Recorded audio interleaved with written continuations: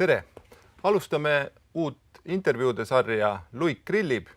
See on poliitikahuvilistele iganädalane programm meie uues portaalis Eesti uudised. Minu nimi on Mart Luik ja ma kutsun siia stuudiosse järjepanu inimesi, kes on Eesti poliitikas olulised tegijad. Täna siis on esimeseks stuudiokülaliseks ehk grillitavaks erakonna Isamaa juht Helir-Valdor Seeder. Tere! Tere päevast! Sul on väga huvitav nimi, alustame nimedest. Et Helir-Valdor, kuidas sa üldse sellise nime said endale? No see on niisugune ka omaette lugu tõepoolest olnud, et vanemad leppisid kokku. Kui sünnib tütar, siis paneb nime ema, kui sünnib poeg, siis pakub välja esialgse nime isa. Sündis poeg ehk mina. Ja isa siis mõtles, aga õigeks saaks ikkagi nime välja ei mõelnud ja emal oli väga soov, et minu vanem õe järgi nimi panna, kellel oli nimi Heli, et midagi sarnast oleks, aga ta ei suutnud seda kuidagi välja mõelda ja lõpuks siis nii ema kui isa pakkusid oma variandi välja, tuli 2 nime ja sai Helir-Valdor minu nimeks. Ma ei hakka seda pikalt lahti rääkima, aga tegelikult meie suguvõsa meestel on põlvest põlve olnud 2 eesnime, nii et minu isal oli 2 eesnime, minu vanaisal oli 2 eesnime, nii et see on olnud traditsioon ja ka minu poegadel on 2 eesnime sellest tulenevalt, nii et niisugune nimelugu. Aga kuidas sõbrad ja tuttavad lähemad kaasvõitlejad, kuidas nemad kutsuvad, kas 1 nimega või 2 nimega? No nüüd, kui ma olen täiskasvanu, kutsutakse mind enamasti ikka 1 nimega Helir. Aga väiksest pärast lapsena ja poisina kodus kutsuti mind ja sõprade poolt kutsuti mind Liir, lihtsalt Liir. See on siis lühend Helirist ja kuna õe nimi oli Heli ja minu nimi oli Helir, siis neid kodus hõigates läks alati segi, nii et siis eristati niimoodi, et mina olin Liir. Kõlab nagu kuningas Liir siin. Ei, seda seost ei olnud, aga ta oli nii lühike ja suupärane. Räägime nimedest veel, et mõned nädalad tagasi võtsime siis erakonnale uuesti nime Isamaa, loobusime senisest nimetusest IRL. Mis tundeid see sinus tekitas, kui Ivo Linna saatel uus lipp Ugala saalide toodi? Noh, eks see oli ühe etapi lõpp või pikema protsessi lõpp, et selle nime muutmise üle on tegelikult erakonna sees paar aastat vähemalt arutletud, kas siis aktiivsemalt või passiivsemalt ja ma ütlen, et see on ühe protsessi lõpp tõepoolest olnud, et erakond on kokku kasvanud 1 erakonnaks peale viimast liitumist. Tegelikult on ju Isamaa olnud läbi aegade erakond, mis on ühendanud nii-öelda rahvuslik-konservatiivseid parempoolseid jõudusid üheks jõuks. 1992. aastal toimus esimene ühinemine, 4 erakonda ühinesid Isamaaks, 1995. aastal ERSP ja Isamaa ühinesid Isamaa liiduks, 2006 Isamaa liit ja Res Publica ühinesid Isamaa Res Publica liiduks, nii et neid ühinemisi on olnud palju ja see viimane pikk liitnimi on ebamugav olnud ja samas ta ei iseloomusta täpselt ka meie erakonda, sest me oleme kokku kasvanud, ei ole tegemist 2 erineva osapoolega ja ka see Isamaa iseloomustab ka kõige lühemalt ja kõige paremini ja minu arvates ka kõige täpsemalt meie erakonna poliitika sisu. Et selleks on olnud mitu põhjust ja mul on hea meel, et see protsess on jõudnud lõpuni ja nii nagu me nägime nii eestseisuses volikogus kui ka suurkogul valdava üksmeelega sai see nimi ka heaks kiidetud. Ometi suurkogul vist, kui ma ei eksi, 23 inimest siiski hääletasid selle vastu. Mis nende motivatsioon võis olla? No ei tea, aga see on demokraatia ilming ja see näitab, et erakonna sees on terve demokraatlik protsess toimumas, et hääletus on tõepoolest vaba, kedagi ei sunnita tegema, kõik saavad väljendada oma arvamust ka avalikult, nii et olid mõned vastuhääled, aga valdav enamus kiitis heaks ja kui veel nimest rääkida, siis tõepoolest me oleme rahvuslik konservatiivne erakond, kes majanduspoliitikas viib ellu parempoolset vabaturumajandusele orienteeritud poliitikat. Me soovime, et oleks lihtne ja arusaadav maksusüsteem, aga samas rahvusküsimustes, kultuuriküsimustes, haridusküsimustes me ikkagi peame väga oluliseks sellist traditsiooni, järjepidevust, oma juuri, nii et püüdes need kokku viia, ma arvan, et et see niisugune rahvuslik vaade Eesti elule ja Eesti elu arendamisele ongi see meie maailmavaateline nurgakivi ja erakonna nimi Isamaa iseloomustab seda kõige paremini ja kõige täpsemalt. Aastaid ju ajakirjanikud rääkisid, et tegelikult IRL-i juhivad üldse Res Publica poistebändi liikmed. Mis nendest siis nüüd saanud on? Kas see poistebänd on laiali läinud tänaseks? Nii nagu ma ütlesin, et erakond on ju muutuv ja arenev organism ja nii on ka Isamaa Res Publica liiduga olnud ja tänaseks siis Isamaaga, et osad inimesed on leidnud endal teise väljakutse, ka Res Publica poole pealt tulnud inimesi, aga ka Isamaa liidu poole pealt tulnud inimesi, kes enam aktiivselt poliitikas ei ole, me saame mõlemalt poolelt neid nimetada, on tulnud terve rida uusi inimesi juurde ja mina nüüd rohkem kui aasta jooksul erakonda juhtides võin küll öelda, et mina sellist organiseeritud erakonnasisest grupi tegevust, mis oleks määratletav kas Isamaa liidu pool või Res Publica pool, et see domineeriks või juhiks, suunaks erakonda kitsa rühmituse grupi poolt, seda ei tunneta ja seda kindlasti ei ole. Aga kas see varem nõnda oli, et mäletame, et ka eelmine esimees Margus Tsahkna rääkis, et tema tahaks väga palju asju teha, aga poistebänd ei lase tal teha? No minul on raske tema eest rääkida, kui ta nii väitis, võib-olla ta siis tunnetas seda, aga ma arvan, et siin kindlasti sõltub ka tippjuhist või erakonna juhist väga palju, kuidas ta erinevate inimestega läbi räägib, kuidas ta neid kaasab, kuidas ta meeskonda ühtseks tervikuks seob. Et ka täna meil on ju erakonnas erinevaid arvamusi erinevates küsimustes. Aga need ei lähe seda rindejoont mööda, et me saaksime kaheks jagada, et üks on Res Publica pool ja teine Isamaa liidu pool. Ei. Täna meil on isegi kolm, on ju need inimesed, kes juba liitusid IRL-iga, ühenderakonnaga. Aga ütleme poliitilistes küsimustes, kui me arutame, siis neid seisukohti on erinevatel inimestel erinevaid ja sealt tuleb see ühisosa alati välja sõeluda.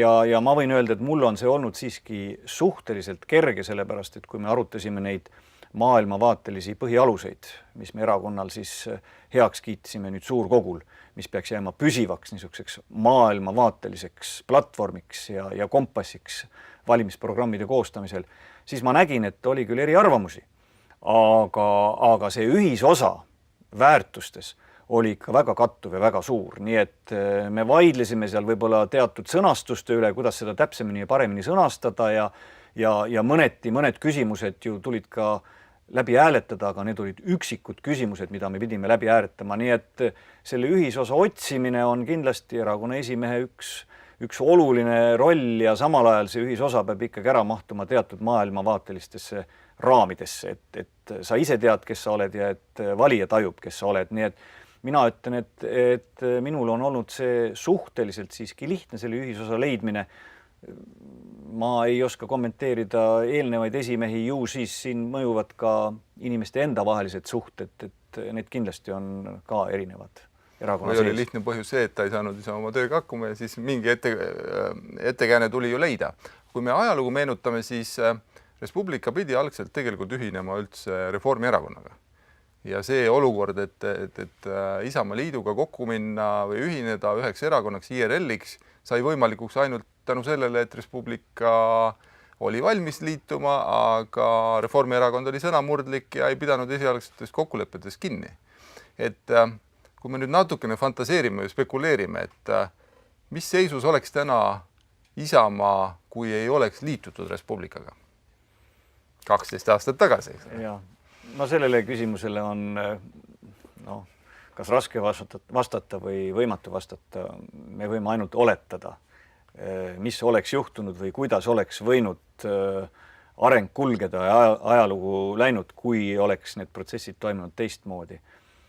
Jah, Res Publica oleks võinud ju ka Reformierakonnaga ühineda, sellepärast, et eks neil oli ka teatud ühisosa, eelkõige kui me vaatame suhtumist majandusse, siis mõlemad deklareerisid end parempoolse erakonnana ja püüdsid parempoolset poliitikat ellu viia. Samas Reformierakond on ikkagi selgelt liberaalne ja Res Publica oli pigem konservatiivne, nii et siin olid erisused olemas.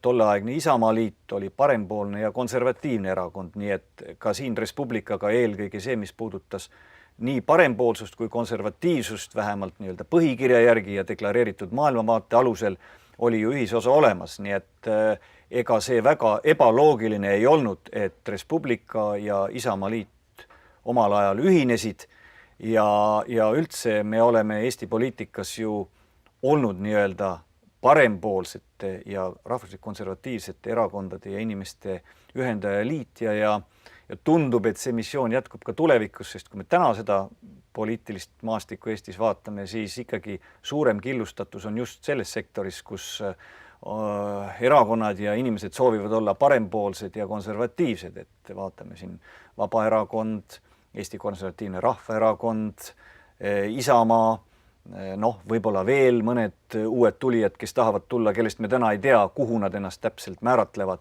aga meil on ikkagi mitu erakonda juba parlamendis, kes määratlevad ennast nii-öelda parempoolseks ja pigem konservatiivseks erakonnaks, nii et mina arvan küll, et Eesti sellele sektorile, kes soovivad olla parempoolsed ja konservatiivsed poliitikat, heas mõttes konservatiivset, arenevat konservatiivset poliitikat, rõhutan sellepärast, et tihtipeale püütakse konservatismi samastada mingisuguse tagurluse või seisakuga, et ei, kaugel sellest, see on ikkagi niisugune alalhoidlik, see on niisugune areng, mis ei ole revolutsiooniline, aga mis on evolutsiooniline. Et nende inimeste ja nende erakondade ühendamine, jõu kokkupanek Eesti poliitikas oleks kindlasti mõistlik, et killustatult oleme me nõrgemad oma väikeste erisustega, aga tehes koostööd, olles üks tugev parempoolne konservatiivne erakond, me kindlasti oleksime Eestis juhtiv erakond, ma selles ei kahtlegi, aga tänu sellele, et me oleme killustatud, oleme me väiksed. Aga kas sa näed tulevikku vaadates mingid võimalust, et see parempoolne poliitika tegelikult siis konsolideeruks Eestis? Ma arvan, et ega midagi ei õnnestu kunstlikult teha, et aeg peab olema selleks küps ja inimesed vastastikku peavad teineteist tajuma, tundma nii, et nad on selleks valmis. Nii et küllap see tuleb ja nii nagu ma ütlesin, et me ei toeta sellist revolutsioonilist arengut, siis ma arvan ka, et erakondade koostöö ja ühinemine peab tulema läbi koostöö, mitte revolutsiooniliselt, mitte nii-öelda kalkuleeritud poliittehnoloogiliselt, et teeme nüüd kiiresti enne valimisi, et see on kasulik meile, et valimistel saame rohkem hääli, püüame kunstlikult seda protsessi forsseerida. Ma arvan, et see ei ole mõistlik ja kui ühinevad erakonnad, kus liikmed ei ole valmis tegelikult selleks ühinemiseks, siis see pinge jääb erakonda sisse ja see oodatud efekt jääb tegelikult saavutamata, nii et ma arvan, et ka erakonnad ja liikmed peavad olema ühinemiseks küpsed. Ma usun, et kui meil on tulevikus 3-4 parempoolset ja pigem konservatiivset erakonda, siis kindlasti teatud ühinemisi siin veel tuleb. Võib-olla üks kõige sagedamini viimastel aastatel küsitud küsimusi ongi, et mille poolest Isamaa või siis kuni juunikuu alguseni IRL erineb Eesti Konservatiivsest Rahvaerakonnast ehk EKRE-st? No see on ka küsimus, mida on päris palju küsitud ja võib-olla rohkem ongi küsitud seda retooriliselt minu käest vastust ootamata ja ega sellele küsimusele ei olegi võimalik vastata või õigemini see küsimus on natukene pahupidi esitatud küsimus, sellepärast et me teame, kes või mis on IRL või siis täna Isamaa oma pika ajalooga, me oleme olnud nii koalitsioonis kui opositsioonis teostanud võimu oma heade ja halbadega, oma vigade ja õnnestumistega, aga kes või mis on Eesti Konservatiivne Rahvaerakond, seda me ju ei tea. Et täna on nad saanud olla Eesti poliitikas opositsioonierakonnana, kus nad on võtnud nii-öelda traditsioonilise protestipartei rolli, kus nad kritiseerivad, on kellegi või millegi vastu ja loosunglikult püüavad siis ka oma sõnumit lihtsalt ja konkreetselt viia valijani ja see on neil loomulikult õnnestunud ja ma arvan, et see on õige taktika ühele opositsioonierakonnale, kes on poliitmaastikule tulnud. Aga selliselt ei saa kindlasti käituda üks erakond, kellel on nii pikk ajalugu nagu meil ja kes teostab samal ajal võimu ja kannab valitsuskoalitsiooni vastutust, et meie peame ja saamegi reaalselt Eesti poliitikat mõjutada ja oleme seda teinud koalitsioonis olles. EKRE-l seda kohustust ei ole, nii et kes või mis on EKRE, seda me saame alles tulevikus võib-olla teada, kui nemad näiteks hakkaksid Eestis võimu teostama, nii et mina ütlen, et sellele küsimusele täna ju vastust ei olegi. Jah, Selge. Aga see selgus on sinu jaoks ka väga oluline küsimus olnud, et kui aasta tagasi, kui sa said erakonna juhiks, siis sa ühe selge eesmärgina tõid välja, et IRL peab oma poliitikat ajama nii-öelda selgemal moel. Kas sa näed, kas see tegelikult selle aasta jooksul on niimoodi toimunud, sest olgem ausad, väga palju heidetakse ette seda, et meie poliitika on segane ja veel segasem on kommunikatsioon või see viis, kuidas me räägime poliitikast, mida me teostame. Jah, aasta tagasi, kui ma erakonna esimeheks sain, siis selline eesmärk sai minul ja erakonna juhtkonnal ühiselt püstitatud, et meie poliitika muutuks selgemaks ja meie sõnumid konkreetsemaks. Ja nüüd aasta hiljem ma julgen öelda, et jah, me oleme kindlalt seda rada astunud ja kui vaadata nüüd, mis me selle aasta jooksul valitsuskoalitsioonis olles oleme teinud, me oleme koalitsioonipartneritega leppinud kokku koalitsioonilepingu muutmise, kogu see eelarve, maksu ja majandusblokk, terve rea maksude ärajätmine, aktsiisitõusude ärajätmine, eelarve tasakaalu viimine ja nii edasi, et see on väga selgelt parempoolse majanduspoliitika elluviimine, me võtsime kindla selge suuna. Ja sama julgen öelda puudutab keelepoliitikat, kodakondsuspoliitikat, immigratsioonipoliitikat, kus me oleme hoidnud Eestile minu arvates edutoond ja igati õigustanud niisugust konservatiivset kodakondsus ja immigratsioonipoliitikat.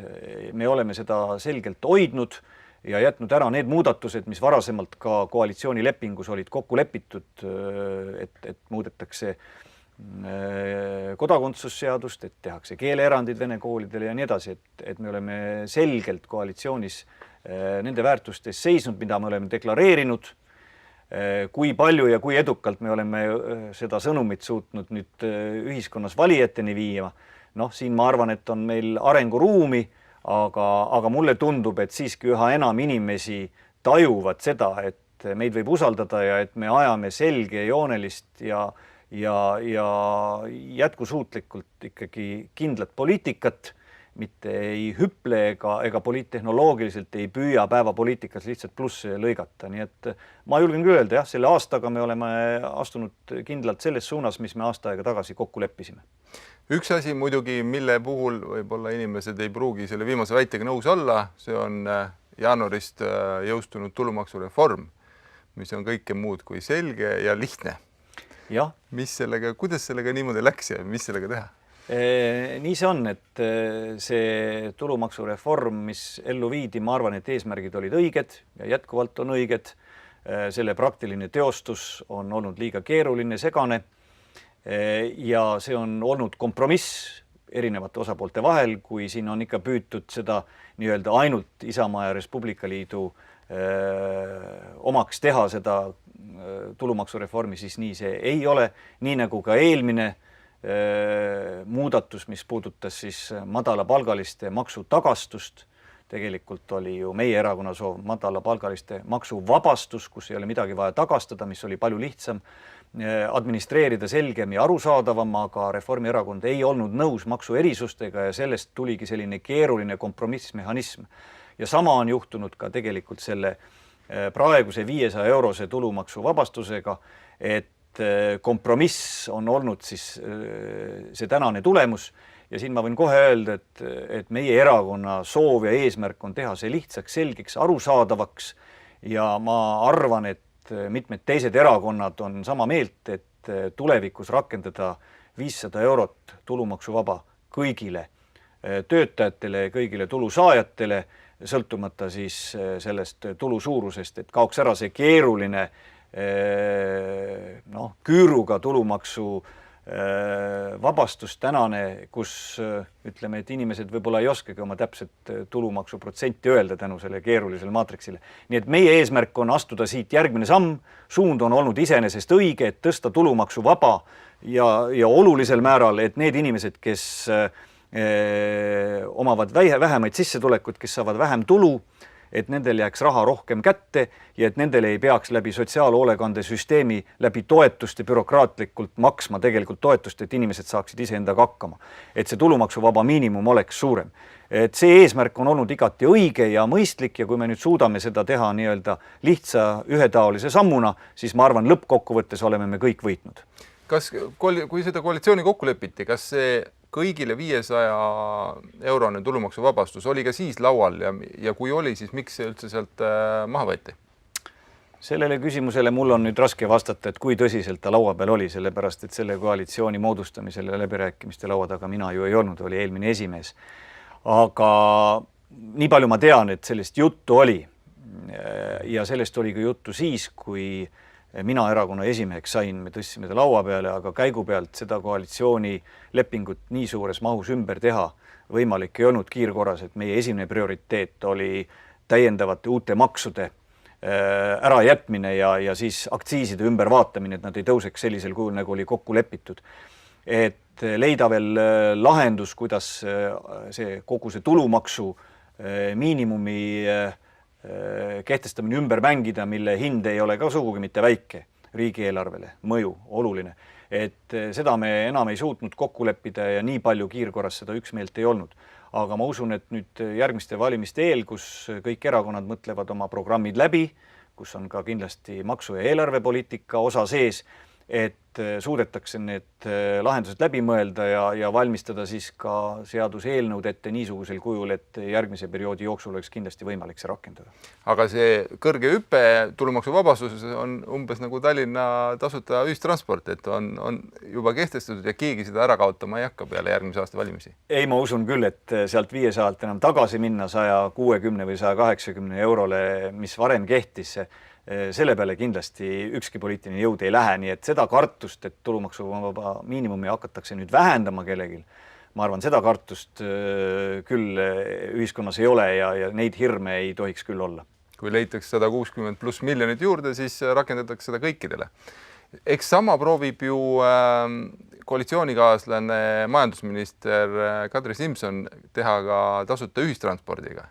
Viia ta punkti üle riigilise tasuta ühistranspordiga, jõuda nagu punkti, et seda keegi enam ei julgeks tagasi lükata. No see on pikk ja segane teema ja puudutab erinevaid sihtrühmasid väga erinevalt. Et tihti on toodud siin näiteks, et Tallinnas kehtestati tasuta ühistransport, et vaadake, see on õigustanud. No selle üle võib ju väga palju vaielda, kas ta on õigustanud või mitte. Selles mõttes võib öelda, et on õigustanud, et märkimisväärne osa inimestest on rahul, kui ta saab tasuta ühistranspordiga sõita ja Tallinnas on seda kompaktselt ühes linnas, mis on piiritletud tiheasustusega piirkond, kus on ühistransporti teatud mõttes lihtsam ka korraldada, et muidugi on ka siin omad keerulised, eks ole, aga ta on haaratav ja sealt võib-olla ühe osa inimeste rahulolu. Teiselt poolt jällegi seda eesmärki, et inimesed tulevad oma individuaalautodest ära, hakkavad oluliselt rohkem ühistransporti kasutama, et me saavutame selle efekti, siis paraku praktika näitab, et seda efekti saavutatud ei ole. Et seda eesmärki kindlasti ei ole täidetud. Ja nüüd, kui me mõtleme, et me tahame seda ühe linna kompaktselt toimiva linna kogemust viia kogu Eestile, siis siin on probleemid ju täiesti erinevad. Et kui Tallinnas oli juba välja kujunenud liinivõrk ja bussid käisid enam-vähem tihedalt või ühistransport üldse toimis väga tihedalt, siis jäigi inimesele ainult loota, et see kõik oleks tasuta. Aga kui sul buss käib piltlikult öeldes iga 10 minuti tagant, siis sa soovid, et ta käiks tasuta. Aga kui sul maal käib buss iga 10 tunni tagant, siis sa ei soovi mitte, et ta käiks tasuta, vaid sa soovid, et see buss käiks tihem, et sa saad sõita linna, maakonnakeskusesse, sõita tagasi oma elukohta, liikuda tunduvalt rohkem, et sa saaksid arvestada, saaksid tööle käia, saaksid oma huvialade, huviringides käia ja nii edasi, sul on vaja, et see buss liiguks. Aga maal ta ei liigu, nii et maal on kindlasti esimene prioriteet, et see liinivõrk oleks tihedam. Ja kui siis on väga palju neid liine, mis ei ole ise tasuvad, siis see ühistranspordi dotatsioon on eelkõige mõeldud just nimelt maapiirkondade toetamiseks, kus on vähe sõitjaid, kus piletituluga sõit ennast ise ära ei tasu, et tihendada seda liinivõrku ja doteerida siis nii, et me leiame ka selle võimaluse. See on esimene prioriteet. tasuta ühistranspordi korraldamine ilma liinivõrgu tihendamiseta, ilma kvaliteeti tõstmata, ma ei räägi ka kohati veel teede olukorrast, mis paljudes kohtades kevadeti on läbimatu, et seal on tegelikult esmajärjekorras vaja lahendada need prioriteetsed küsimused ära. Nii et majandusminister millegipärast väga mõistlik jutt, aga majandusminister ei taha seda kuulata. Ja teatud mõttes me täna tegelikult tekitame, ma ei lähe siin nüanssidesse, mis puudutab õpilaste vedu ja omavalitsuste rahakotti, et tegelikult siin koheldakse erinevaid sihtrühmasid ebavõrdselt tasuta ühistranspordi rakendamisel, et need omavalitsused, kes veavad täna ise õpilasi kooli, nendele tasuta ühistranspordi rakendamine ei laiene ja need omavalitsused peavad jätkuvalt oma õpilaste eest ise maksma. Aga tekib see olukord, et seal, kus on tihedam avalik liinivõrk ja valdavalt on see suuremate linnade ümber, seal hakkab toimima tasuta ühistransport. Ja äärealadel, kus seda liinivõrku ei ole, need inimesed peavad ostma auto, maksma ise bensiini eest, sõitma ise oma autoga ja maksma veel nii-öelda maksude kaudu selle linnas või linna lähedal elava inimese tasuta ühistranspordi kinni. Nii et selles võttes maainimese suhtes ebaõiglus selle niinimetatud tasuta ühistranspordi rakendamisel ebaõiglus kasvab ja see kindlasti on pahupidi pööratud regionaalpoliitika ja tasuta ühistranspordi puhul on ju see, et kõige suurem osa riigi ühistranspordi dotatsioonist jääb siis Tallinna ümber ja Harjumaale.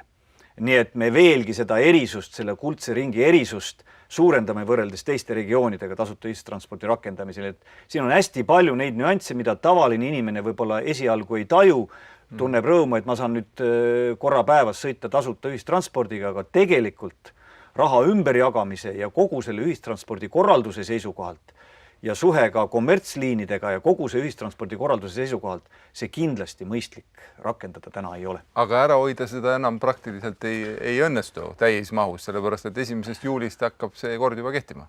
No jah, koalitsioonis ei ole selles küsimuses üksmeelt, on eriarvamused ja nii nagu me näeme, on ka maakondades eriarvamused, et mitu maakonda on ka selles olukorras, kus jõuliselt on majandusministeeriumi poolt surutud tasuta ühistransporti peale, on kohalikud ühistranspordikeskused otsustanud ikkagi jätkata tasulise ühistranspordiga.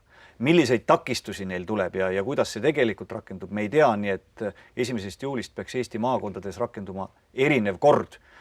Aga ma arvan, et see ei ole siiski lõppenud, et ilmselt on meil mõistlik vaadata kehtiv seadusandlus sügisel läbi ja uuest aastast võib-olla startida hoopis uue korraga ja viia seadusesse väga selged põhimõtted, kuidas me seda avalikku liinivõrku siis rahastame ja milline on see ühistranspordi korraldus ja kuidas siis kommertsliinid ja avalikud liinid omavahel suhestuvad. Et meil on vaja seadust muuta, me ei ole selles küsimus kokkuleppele jõudnud ja 1. juuli muudatused, ma arvan, ei ole sugugi lõplikud. Jõuame saate lõpus veel kõige viimasest, kõige kuumemast võib-olla päevapoliitilisest teemast rääkida, see on tselluloositehase ehitamise plaan Tartusse. Nüüd Isamaa oli see erakond, mis tuli ja ütles, et olemasoleval kujul seda eriplaneeringut ellu viia ei saa. Kas see tähendab nüüd täna sisuliselt seda, et see tehas jääbki ehitamata? No meie seisukoht on praegu küll, et kui Tartu piirkonna inimeste ja ka kohalike omavalitsuste vastuseis on nii selge ja nii ühene, siis jõuga teha ühe piirkonna inimesi õnnelikuks, mis jutumärkides, seda võimalik teha ei ole. Nii et sellisel kujul minna selle eriplaneeringuga riigi poolt edasi, keskvalitsuse poolt edasi, demokraatlikus riigis kindlasti võimalik ei ole. Siin tuleb leida kokkuleppe kompromiss kohalike elanikega ja kui seda ei saavutata, siis sinna piirkonda sellisel kujul seda tehast ka rajada ei saa. Kas see tähendab, et Eestis mitte kuhugi ei ole võimalik seda teha? No sellele küsimusele mina täna vastata ei oska, et selleks peavad eksperdid, asjatundjad asja analüüsima, peab olema investorite huvi kuhugi mujal investeerida ja need võimalikud piirkonnad, kus siis on ka see kohalik elanikkond ja kohalikud omavalitsused peavad olema selleks valmis ja sellega nõus. Nii et kas selliseid kohti Eestis leidub, mis siis loomulikult ka Eestis keskkonda ei kahjustaks, et kas selliseid kohti on ja millised need kohad võiks olla, sellele ma vastata ei oska, aga jah, meie erakonna seisukoht on, et jõuga üle sõita täna Tartu piirkonna inimeste ja kohalike omavalitsuse arvamusest kindlasti keskvõim sellisel kujul teha ei tohiks. Aga sellega meie aeg saateks hakkabki otsa saama. Kuulasime täna, mida räägib Isamaa tegemistest nüüd aasta juba selles ametis olnud Helir-Valdor Seeder ja kohtume taas nädala pärast.